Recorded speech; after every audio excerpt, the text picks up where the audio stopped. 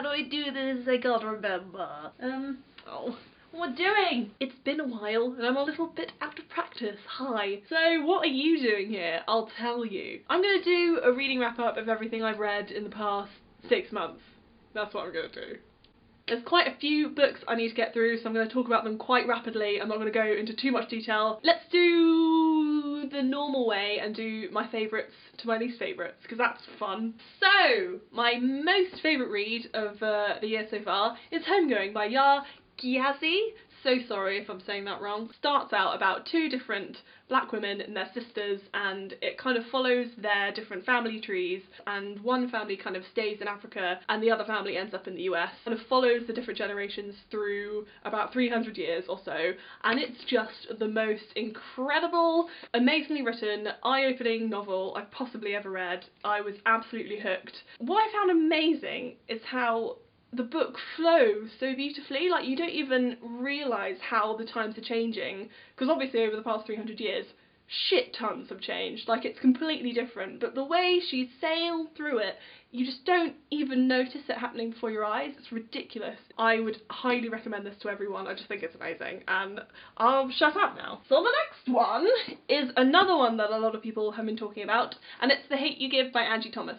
This is inspired by the Black Lives Matter movement. It follows a young black girl called Star who witnesses her friend being shot by a police officer. I loved the characters so much. Angie Thomas did such an amazing job at making you feel like you were right there with them in their journey, and the family dynamic was wonderful. I loved them so much. It's just super relevant, and I would really recommend you read it if you haven't already. It's a great book, and I feel like I have learnt things from reading this too, which is very important. So 5 stars, obviously. I'm going to be here forever if I don't speed up, so I'm going to speed up. So I also read The Upside of Unrequited by Becky Albertalli. So this follows our main character Molly, who is in high school and she's overweight and she doesn't have much confidence, and she is somewhat a hopeless romantic. So the clue is kind of in the title, The Upside of Unrequited. She goes through some different experiences with boys where her feelings are not reciprocated, and she watches her sister get into a relationship, and it also has a really diverse cast of characters, which is just really lovely to see. I completely loved this book. I felt like I was one with Molly. I adored her. So yeah, would recommend that. So I did some rereading, obviously. You know my favourite series, I won't go on about it. I reread Cress by Marissa Meyer and Winter by Marissa Meyer. Why, do you ask? I think the real question is why not? Oh, I know. I read Heartless by Marissa Meyer at the beginning of this year. This is the cover. Oh my god, it was so good. So it's a nice new spin on how the Queen of Hearts came to be in the Alice in Wonderland world, and how she came to be so kind of evil. I wasn't sure what I was going to think about this because Alice in Wonderland isn't really my favourite, but this was so freaking good. It also has a romance in it. I loved the romance. I know not everyone does, but I just love it. The character development in her books is astonishing. I'm sorry, but it's just unreal. I believe every single step that these characters take and how they get into these mental states and how they come to change. It's just amazing, and I just loved it so much. I can't wait for her new book, Renegades. Oh, I can't even explain. So I gave that 5 stars. I would recommend that too. I read a book of short stories. Who would have thought it? I know. It is Madness by Roald Dahl. So it has 6 short stories, all along the lines of, this is the wrong one, all about stories of madness. 6 stories of madness. A nice mix of super dark and disturbing stories mixed with the very weird and dreamlike, I would say.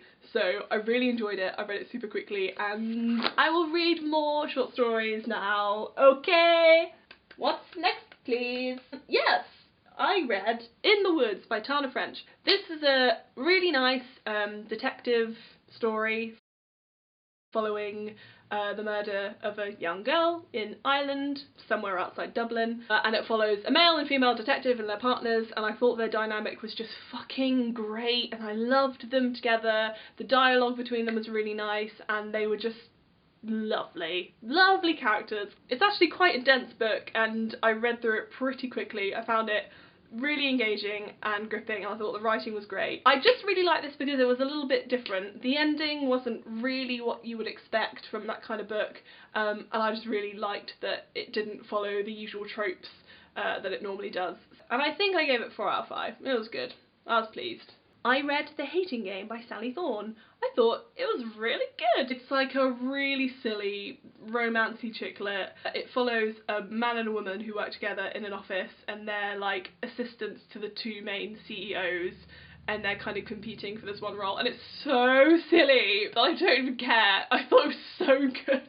It's really fluffy and, like I say, silly and not believable, but if you suspend your belief and just enjoy it, you'll probably have a good time.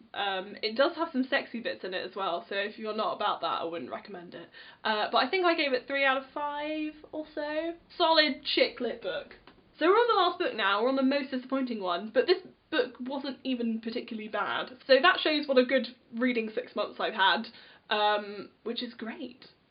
Feeling pretty thrilled with myself. So the book is My Not So Perfect Life by Sophie Kinsella. I'm a big fan of Sophie Kinsella. I have been for years. Very simply, it follows a woman in her 20s who starts a new job in London in an office, and she's super social media savvy and spends a lot of time on Instagram. There are so many motorcycles at this time. I just don't understand why. So obviously this has a little bit of romance in it, but it mainly follows this woman's journey as she kind of learns about what life is really all about and how you shouldn't, you know, rely so much on social media and what that says about you. I didn't really believe that the main character was a real thing. Like, the way she spoke just didn't really say woman in her 20s to me. She spoke more like a teenager, in my opinion, and I just didn't think the plot was really up to much. It didn't appeal to me personally, so yeah, I had a good time. It was nice, but not my favourite one of hers. I think I gave it 3 out of 5. I think that's everything. I'm not certain, but yeah. Thank you for clicking on my video after not uploading for so many months. Sorry, I know. I genuinely really appreciate it, and I hope that you enjoyed. And I'll see you again really soon with something else. We're done. That's fine. Bye!